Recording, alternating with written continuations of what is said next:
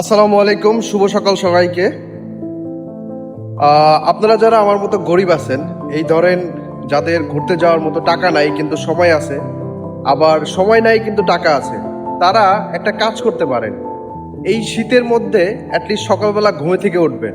আর সকালবেলা আপনি যদি ঘুমে থেকে ওঠেন, তাহলে আপনি একটা জিনিস দেখতে পাবেন, সেটা হচ্ছে এই দেখুন, এটা হচ্ছে আজকের ভিউ। যে কুয়াশা, মনে হচ্ছে আমি পুরো দার্জিলিং অথবা সিকিম অথবা আমাদের দেশীয় মেঘের রাজ্য সাজেকে আছি।